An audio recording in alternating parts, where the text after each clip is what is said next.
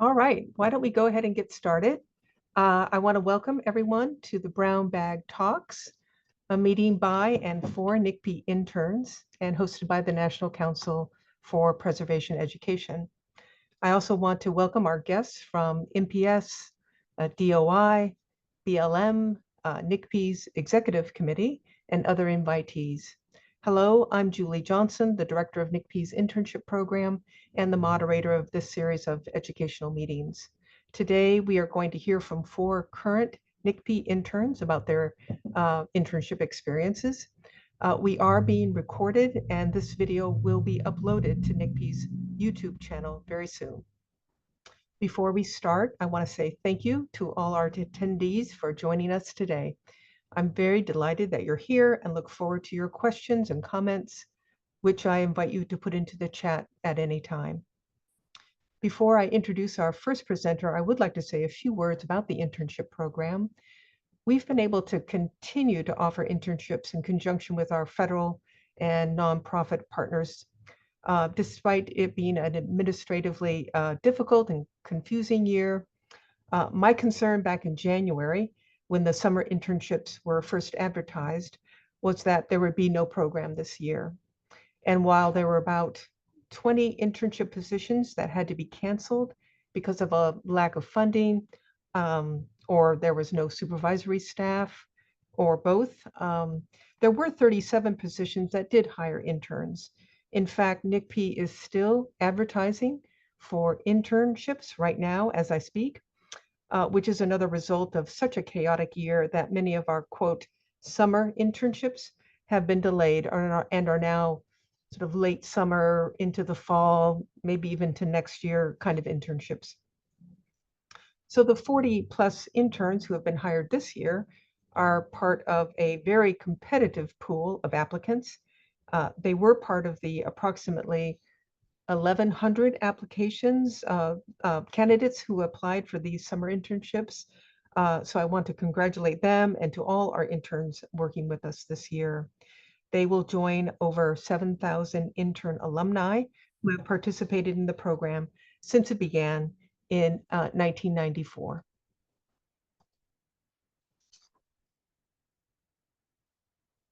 In the recent past, there's been a fall application round of NCPE internship positions.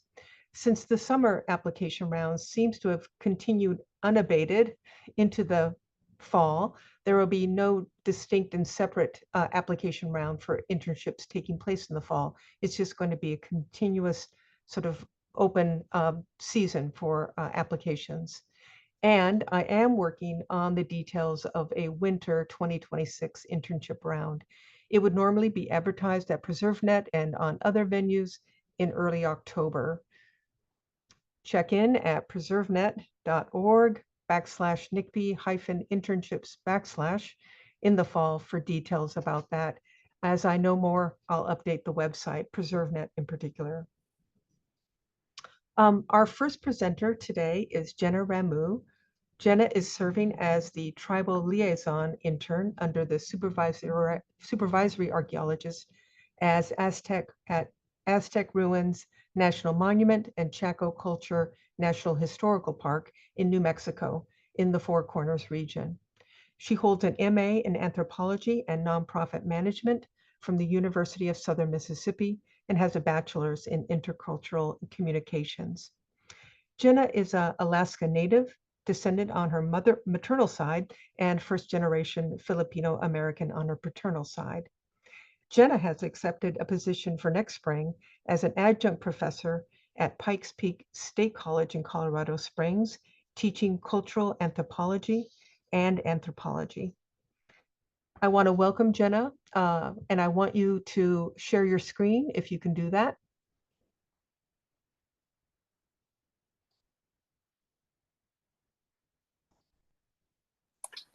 Hi, thank you for the introduction, Julie. Sure. Yeah, I'm really grateful to be here. I'm really grateful to be an intern at NCPE with all of you guys. And yeah, I guess we can just jump right in. Should I start sharing my screen? Yeah, if you want to. And if you want to tell Awesome. us a little bit more about your very interesting post-internship activities that you're going to be doing this fall. Sure, tell us about that too. Sure.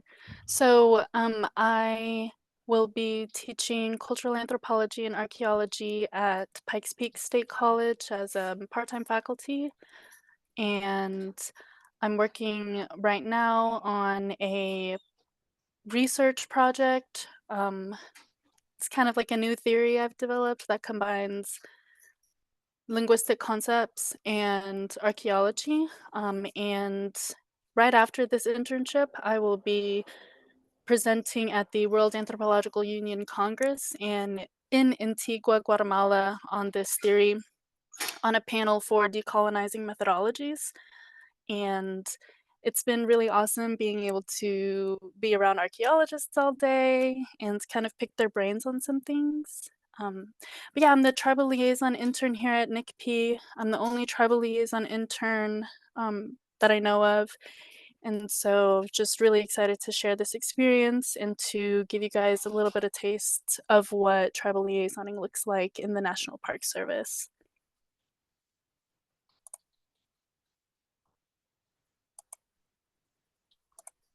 I'm gonna start sharing my screen here. Can you guys see this? I can see it. Awesome. All right, so Jinsu Honson Ninetni, or hello, my friends, it's good to see you in Upper Tanana Athabascan. Like Julie said, my name is Jenna, and we're going to go through a lot of information kind of quickly. So please feel free to shoot me an email after the presentations, or if you'd like to chat more or have any questions. So let's just jump in. All right, so the National Park Service's Native American Affairs looks very different for each region and is not to be standardized with Alaskan Natives or Pacific Islanders of Hawaii, as those indigenous entities have their own environmentally and politically specific contexts. Here in the continental lower 48, about 20% of natives reside in the desert Southwest. That's including reservations, pueblos, nations.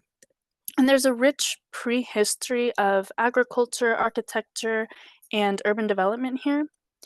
It's really important to note that tribal members today are not just simply part of these pre-colonized communities, but direct family members and knowledge bearers for what anthropologists and archaeologists know as ancestral Puebloans from the Chacoan era, dating all the way back to the 6th century or around 50 AD. These sites provide living evidence that descendants come from architects, astronomers, doctors, farmers, potters, masons, and so many more of what the public thinks as modern expertises. The descendants' perspectives are that these sites are not ancient ruins, but forever sacred and alive with the spirits of their ancestors. In our parks, we value tribal historic preservation officers' guidance on research projects, Native American Graves and Repatriation Acts, the National Historic Preservation Act compliances, and to provide trainings with cultural specialists so that we can learn how to improve upon these relationships. I work with staff from the 4 sites listed, and so it's important to also note that although our parks are relatively small and archaeologically focused, we have some of the most partnered tribal entities in NPS per individual tribal populations, mostly because of the 19 pueblos, including the Hopi tribe. Some partnered tribes between Mesa Verde and Chaco culture um, are the same. So you see here there's 26 and then 27 with Mesa Verde. And then Mesa Verde has one partnered tribe that we don't, and that is the Ute Indian of the Uinta Forest or the Northern Ute in Utah. So comparatively to larger national parks, we have a similar number of tribes affiliated, like Yellowstone has 27 tribal partners, and then some of the more known parks have less than 20. So Yosemite has 7 affiliated tribes, and then the Grand Canyon has 11 partnered tribes. I thought that would be interesting to share to you guys just for some comparison with other national park sites.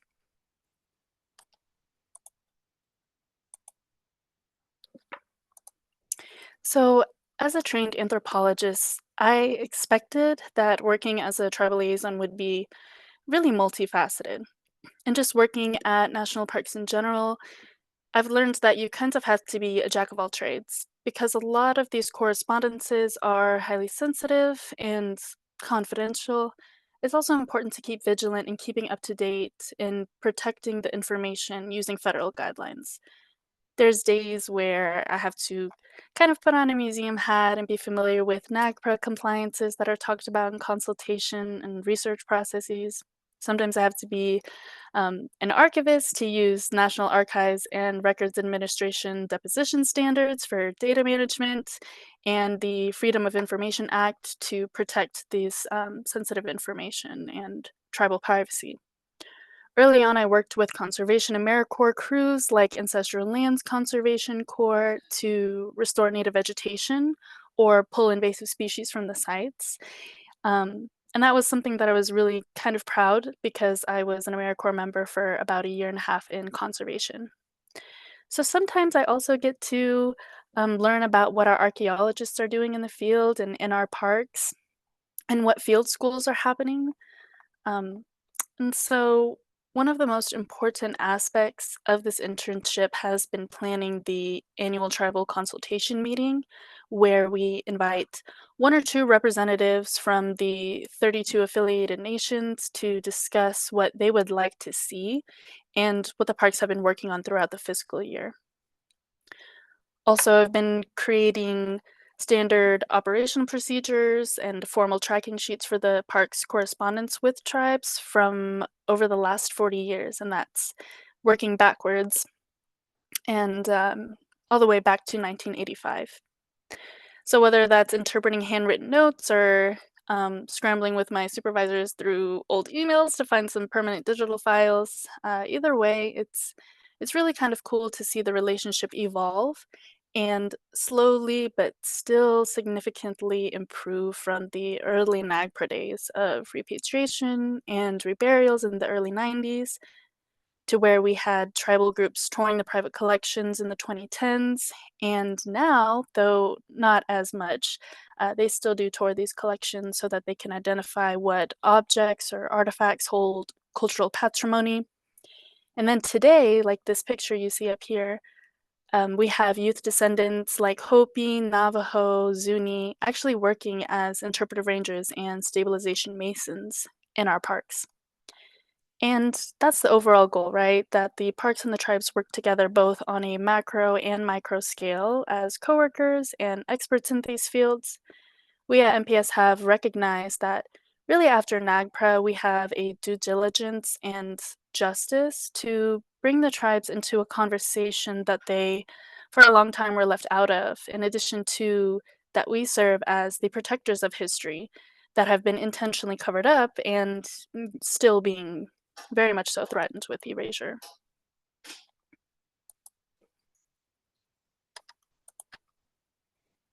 So, some skills I would suggest that are kind of required for these tribal liaison positions are cultural sensitivity and awareness, understanding of Indigenous knowledge as scientific intellect, and communication skills both in intertribal, intratribal, and interagency relations.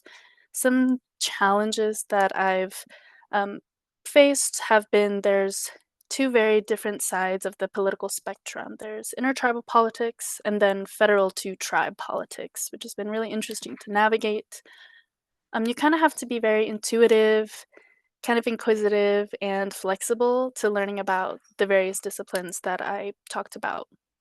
And there's many different moving parts. I mean, all the tribes are not to be grouped together, and each tribe has their own history and their own languages, and so it's really important to not group them together, like I was talking about. I would say that one of the recommendations I would have is that this job for our two parks is a full-time position, and it shouldn't be just an archaeologist collateral duty, although our parks have done an amazing job at kind of balancing those roles. Some lessons and opportunities I've had are attending interagency tribal relations community of practice meetings, which has been really awesome because it's once a month, and this is where tribal liaisons from around the country can share wins and struggles, especially right now, and it's a safe space. I can also network with organizational leaders in the Bureau of Indian Affairs, Nature Conservancy, National Parks Conservation Association, and some other nonprofits that work with tribes. Um, some advice that I would give, and I know that I'm running up on my time, is that this job is, um, I guess, requires an anthropology background or some graduate training. And like I said, tribal liaisons at MPS, they serve as public lands managers and stewards and protectors of these sacred and rather magnificent sites. And so just doing your due diligence and justice for the tribes. So I really enjoyed this work and I hope to continue on this path that Indigenous leaders before me have created so that we can be in decision making roles and education roles in the realm of tribal affairs. So thank you, Julie, and the other presenters. I'm excited to hear about your guys' experiences. And I'm gonna stop sharing my screen. Are we having a question session I think you, or afterwards? yeah, we are going to have Q&A afterwards. And I was going to have a question for you, but I think you already answered it, really what it takes to be a tribal liaison. You were already referring to that. And one of the themes that you are working on that you've mentioned is how varied and how much of a generalist that you have to be. So I'm kind of curious to see how many other of our speakers have that same response. So Mhm. I'm kind of curious about that. So I will go ahead now and introduce our next speaker, and that is Victoria Korotchenko. Um, Victoria is interning with our publications team at the National Park Service Harpers Ferry Center for Media Services, where she is editing and writing text for the Park Unigrid brochures and revising the editorial style guide. She first began her history and publications journey at the University of California at Santa Barbara, where she graduated in 2023 with a BA in English, History, and Professional Editing, and then at Columbia University, where she recently completed her MA in History and Literature. She is excited to continue her internship into the fall, while also beginning her PhD program in history at Georgetown University. So that seems like a lot, but I'll let you take it away, Victoria, and thank you, Jenna. Cool. Thank you for the lovely introduction, Julie. Let me share my screen. Okay. All right. Okay. Can everyone see this? I can see it. Okay, beautiful. So hi everyone. As Julie said, I'm Victoria and I am interning with the publications team at the Harpers Ferry Center for Media Services, which creates and works on all of the interpretive media for the National Park Service. So I'm not going to spend too long on my introduction because Julie already gave a wonderful background to who I am, but I'm originally from Northern California. And I've had experience working in history and in writing. So I've done schooling for professional editing and literature and all of that. But I came into this internship having copy edited for like academic publications. And something that I will get to at the very end is that it was really lovely to work on something not academic and having to spend a lot of time on like footnotes and to work on the wonderful material for the National Park Service. So just some background on what exactly we do at the Harpers Ferry Center and specifically what my team does. So beginning with what the Harpers Ferry Center is, it, as I said, creates all the interpretive media for the National Park Service sites. So parks can create their own internal media as well, but if you think about the Unigrid brochures that you're handed when you bypass like the entrance gates into a park site, our team works on that. But it also includes the wayside exhibits, museum exhibits, audiovisual material, reenactments, and my team publications. And so we work on the Unigrid brochures. And you'll hear people say brochures, unigrids. I like saying unigrid brochures because it's clear what it is. But the specific term is unigrids because there is this really special grid system to it that I will show on the next slide.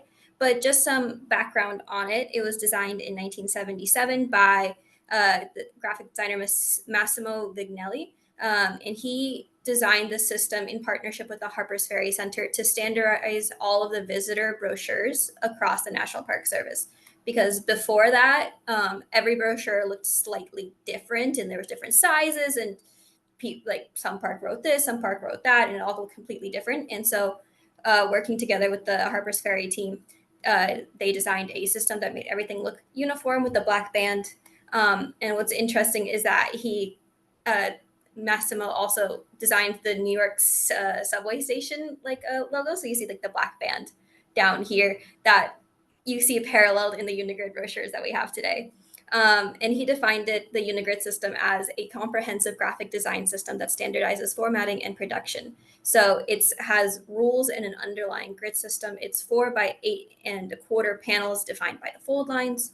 So if you look here, so you can have either an A brochure. I don't know if you can see my mouse, but an A brochure is just one row and a B brochure is 2 rows. And then each panel is 1, 2, 3, 4, 5, 6. So the biggest brochure you can have is the size of this Grand Canyon brochure, B6.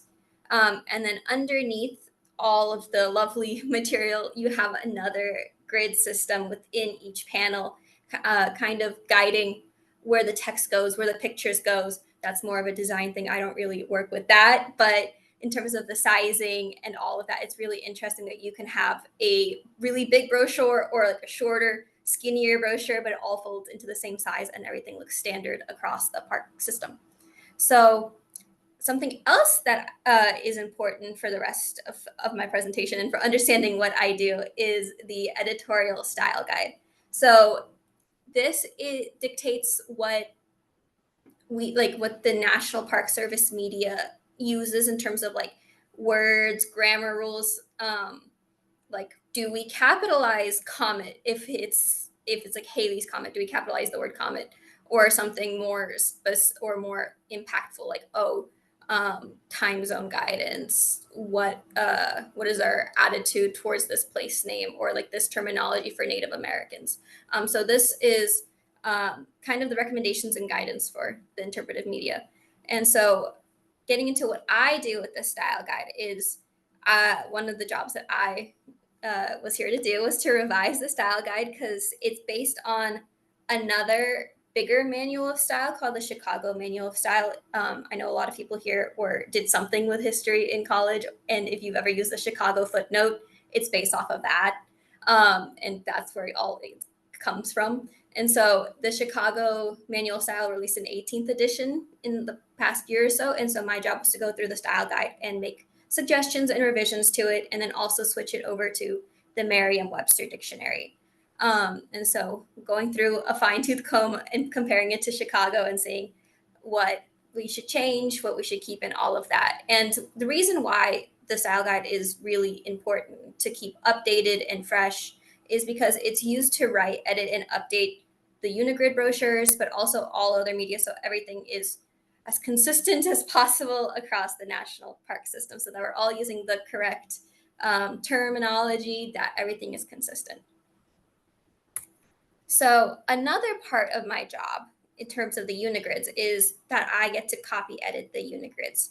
So on average, across the over 430 national park sites, there are 20 million Unigrids that are printed annually, and sometimes they need to make changes when they are reprinted every 2 or so years. And so the Harpers Ferry Center writer editors write and make changes to the text of the Unigrid, as well as oversee the review and approval process.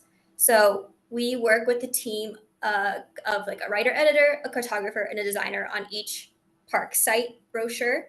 And then we go through the process of, okay, we're going to make changes.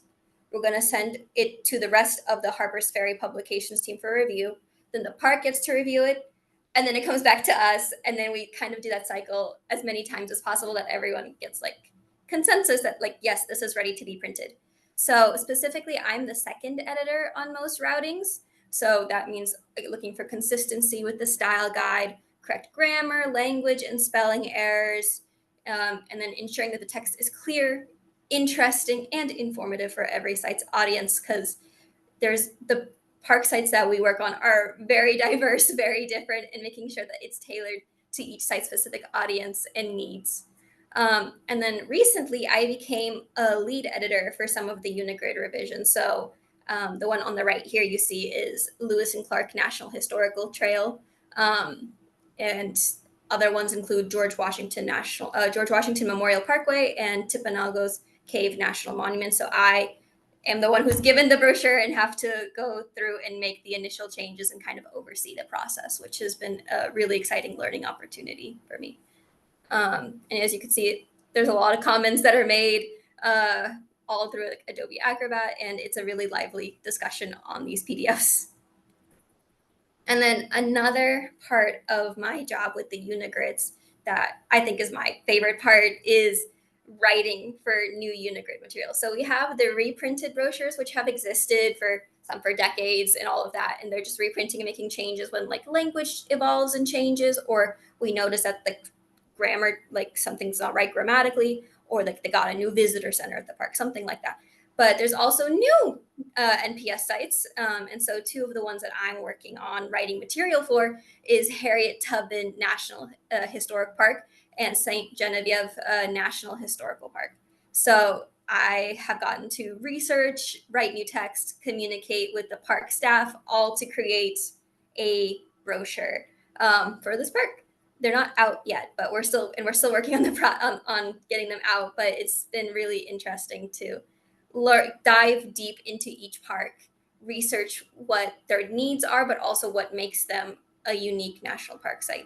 And then so after researching, writing the new text, I also go back through and edit after internal Harpers Ferry Center and park reviews, also working with the cartographer and designer and the other writer editor who is my boss.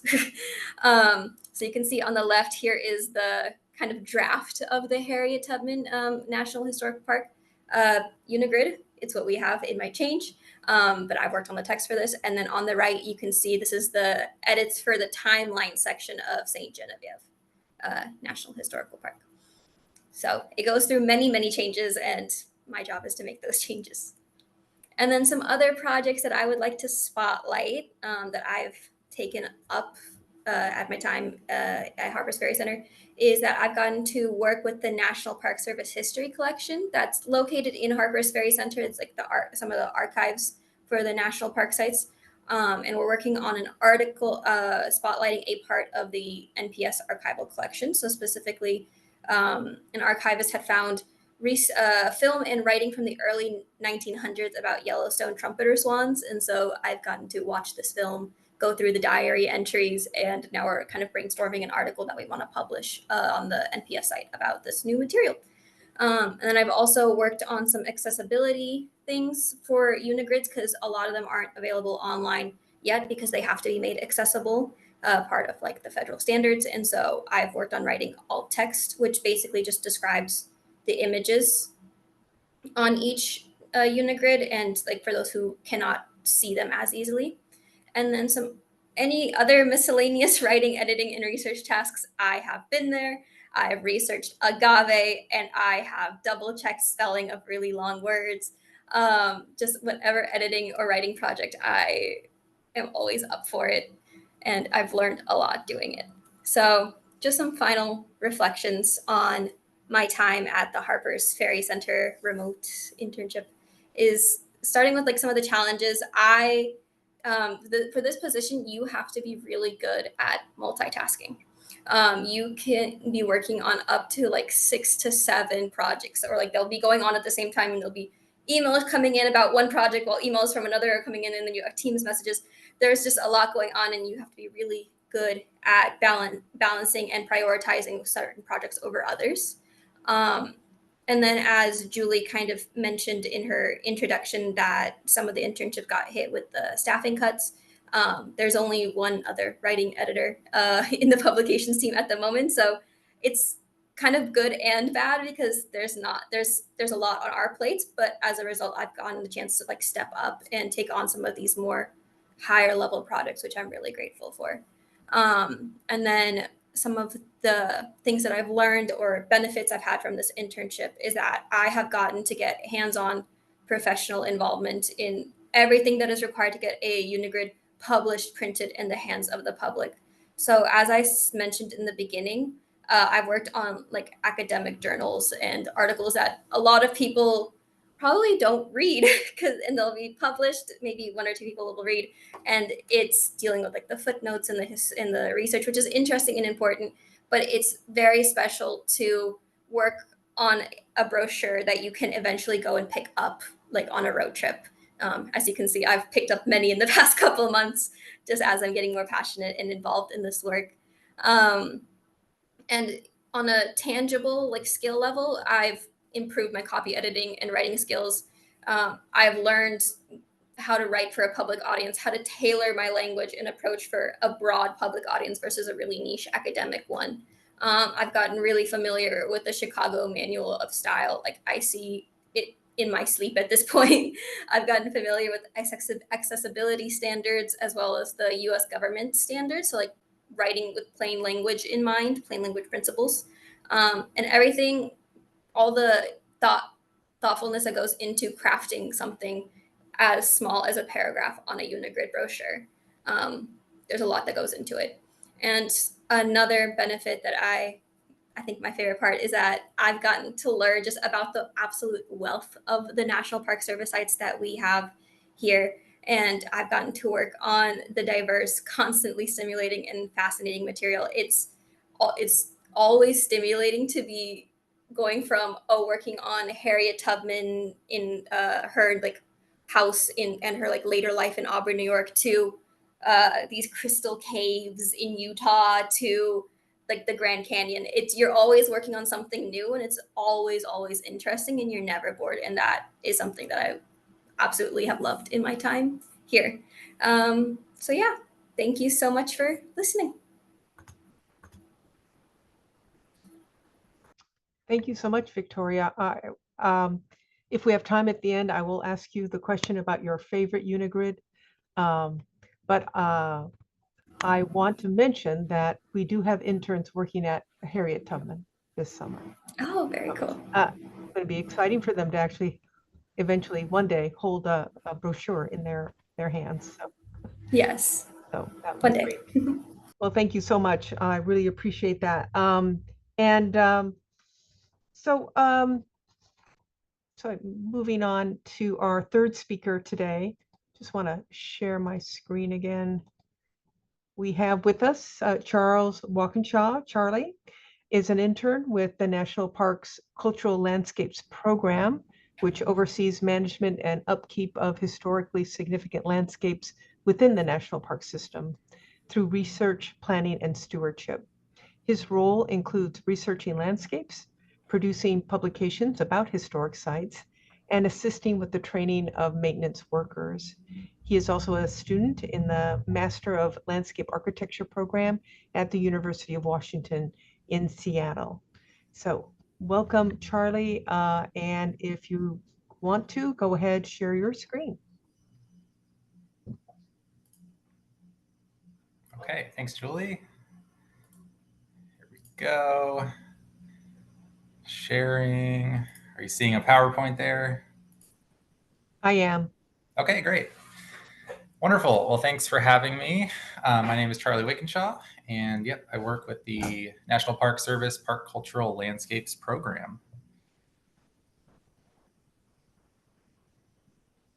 And so a little bit more about me and my role. I got my bachelor's degree in English, so that writing background as well. Currently going through the landscape architecture program. And then between undergrad and grad, worked for about 5 years as a maintenance worker at various public land agencies, and did some communications work as well. So this position really appealed to me. It seemed like a nice combo of those things, sort of writing and communications, and then the maintenance. And also just wanted to get an additional look into kind of how historic preservation factors in to landscape architecture. And so it's been really great for all of those reasons. And so kind of two big main things that I do, I would say, is supporting preservation, maintenance, education broadly. And sometimes that's in person, like in this photo here at a training in Baltimore. And sometimes it's sort of through communications, like this newsletter here on the right. So those are kind of two big main categories. I'm going to go into some projects in a moment that exemplify that. But first, what is a cultural landscape? And so I just want to give you a little context on this. When it comes to the National Park Service, there's two criteria a landscape needs to meet to be considered a cultural landscape. So it needs to have historic significance, which just means it's related to an important event or era or place in US history. And then integrity. So that just means it needs to have a physical representation of that history, whether that's an old building, an old wall, you name it. But it needs to have those two things. And then broadly, those landscapes are broken into these four categories. So vernacular is kind of everyday landscapes, working landscapes. That might be something like a ranch. Designed landscapes were intentionally designed and laid out by a notable figure. So maybe like Frederick Law Olmsted designed it. Historic sites are just directly related to a historic event. That could be like a battle. So you have a battlefield, that could be a cultural landscape. And ethnographic are often related to tribal sites or other specific cultures. And the work we do really goes through this process here of researching these sites, planning for them, and then stewarding them for their future upkeep. So a couple projects that kind of show you what that means in real life. I will start with this here. I've done quite a bit of work looking at the historic orchards of Yosemite National Park. And this all started, from that research side of things. So I kind of dug through these really comprehensive reports that have been written, all this vast amount of archaeological research, historical research, all this stuff, and then wrote and laid out 6 articles on the website there, and trying to just kind of distill all that information into something that someone online could click on and learn a little something. So that's kind of the virtual side of things. On the right side of this slide, worked with the Harpers Ferry Center templates. So that was really cool to hear from Victoria, and kind of created a little bit of a flyer for the orchards, including the graphic design, the layout, and then making these little maps as well. So that was the research side, kind of getting all this information so it could easily be shared. And then that led into what we called Apple Camp, which is more of a hands-on kind of that stewardship component of really trying to take care of these cultural landscapes. And so this was a training for National Park Service staff on the specific techniques that go into maintaining and preserving historic orchards. So these trees are really, a lot of them are about 150 years old. The bears climb them every year. They go through all the seasons. And so they're just these really remarkable old apple trees. But we're in need of a bit of care. So this was kind of a week of doing that. Involved some classroom time, as well as an apple tasting you can see there, which is really fun. And so I led a tour of one of the orchards at one point and just assisted with kind of the operations of this training, and as well as learned a lot, just kind of going through the training as well. So that was really a fun one. And so you can kind of see that research, planning, stewardship all sort of playing out in this project. Moving on to a second project, the one I'm kind of currently working on, really involved in, is that the National Park Service oversees 14 national cemeteries. There's many more, the majority of which are administered by the Veteran Affairs. But yeah, the National Park Service, there's these 14.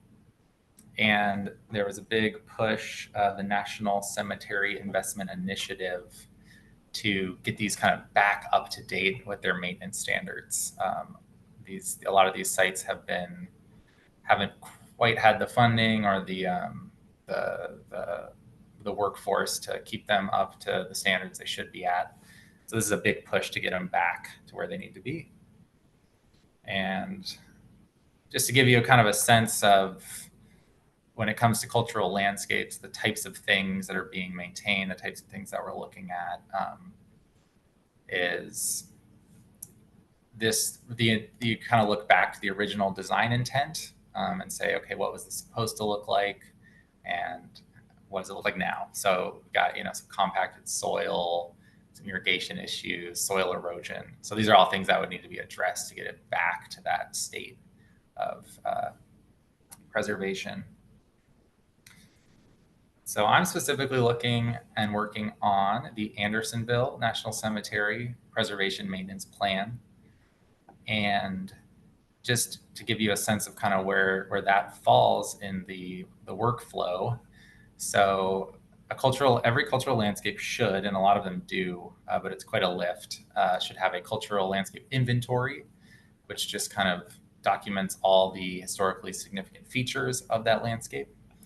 And then also should have a cultural landscape report, which is a very comprehensive, very thorough report of that landscape, which goes into recommendations for future work to be done, as well as all the historical context that goes into that. And so the preservation maintenance plans are an additional report that is just totally dialed in on the maintenance activities that need to happen. And it's really intended for maintenance workers to be able to reference and see what they need to do. And so this has been a great project for me. Just learned a lot going through this. So several authors and experts throughout the Park Service wrote all the content for this. And then that was sort of in a Word document, and that was handed to me to do the graphic design and layout.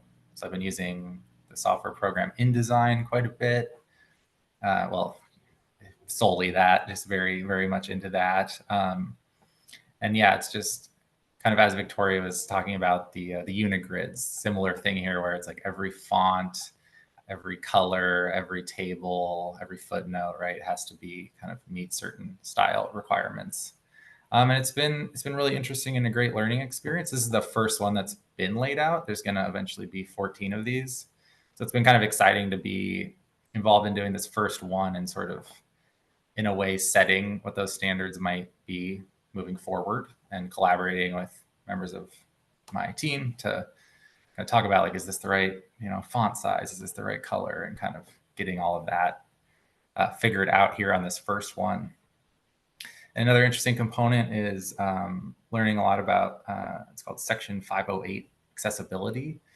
And that just relates to making publications accessible, whether you're blind or have trouble seeing. And so it's really, there's a lot of kind of behind the scenes work that goes into a document like this, making sure the contrast between colors is appropriate, the size of things is appropriate. There's alt text and all of that kind of baked into everything. So that's been a great learning experience there. And yeah, so those are kind of a couple big projects to just show you the flow of things. Kind of zoom out here, some big picture takeaways just at the end here. Internships really taught me the importance and what it takes to sort of distill these large amounts of information for various audiences. Sometimes I'm writing for like internal maintenance staff. Sometimes you're writing for the general public. And so how do you take these, hundreds page long reports and sort of get to the core of things? And part of that is I've just found it really rewarding and important to, every time I kind of get onto a new project, just familiarizing myself with the historical context and the site itself, and that just makes the work a lot more rewarding and meaningful to me, and just kind of grounds me in that project, because we work on a national scale, so you kind of can be jumping around a lot. And then, yeah, just when it comes to historic preservation, I really found that there's this unique and interesting balance between the technical side of things and then this more emotional side of the humanities. So it's, what kind of wax should you use to polish a monument, but then also what does that monument represent and what does it mean to people? And so those are really the kind of the two sides of the coin for me when it comes to historic preservation. So it's been a great time, learned a lot, and thank you very much. Thanks for listening. I'll stop sharing now. Okay. And I'll share again. And thank you very much, Charlie, for that presentation. I don't think very many people were aware about the work that the Parks Cultural Landscapes program does. So that's an interesting introduction, and it sounds like it's been a really interesting introduction for you. And if I have a chance, I'll ask you a couple of questions about that at the end. But first, I want to introduce our fourth speaker, Julianne Hadusek. I hope I pronounced her last name correctly. Julianne is a recent graduate as of May from the George Washington University with a master's degree in museum studies, the collections management track. Prior to that, she received a BA in English from Lamar University in Texas. Julianne is currently serving as a collections intern with the Interior Museum in Washington, D.C. As an emerging museum professional, she is looking to continue working within the collections field in the future. So maybe that means she's looking for work for after her internship. I guess we'll find out. Julianne, do you want to share your screen and tell us a little bit more about what you're doing in Maine Interior? All right. Well, good afternoon. Hopefully you can see my screen from here. I can see it. All right. So as she introduced, my name is Julianne. I'm the collections intern at the Interior Museum in Washington, D.C. This is a role that I've been in since January of this year. Originally, it was supposed to be January through May. It was graciously extended through August, so I'll be here until August 20th in the final weeks of it. As a collections intern, I'm very involved with kind of the day-to-day of the museum. There's a lot of collections management work, as is indicated by the title, but it's also involved with like internal programs that the museum's a part of, things like exhibit installation, some of our public programming, and just kind of daily operations like opening, closing operations and things like that. But just a little background on the museum itself before I get too deep into it. The Interior Museum is located in the Stuart Lee Udall building in Washington, D.C. That's the kind of main headquarters for the Department of the Interior. It's where like the Office of the Secretary is and several of the director's offices and things like that for different bureaus and offices that fall under the department. The building itself has included a museum from the time that it was first built in the 1930s. Museum opened March of 1938 with the purpose of kind of creating a public space where the public can go directly into the headquarters of this executive branch department, see some of its programming, some of its history, things like that. That's still largely how we operate today. Some of the projects that I've overseen, I mentioned internal programming. A big part of that involves what we call the art and office program. This is essentially furnishing art in specific offices throughout the building, mostly in specific officials' offices, like the secretary's office, for example. This isn't art just in general. It does have a very particular purpose. Everything that goes in falls under specific parameters. It is representative of either programs that Interior is involved with or constituents that are involved with that are overseen by Interior, or different sites that are overseen by the department, things like that, so that as these people are working in their office, making policy and decisions, they are still coming in direct contact with some of these things that might be a little less tangible within an office space.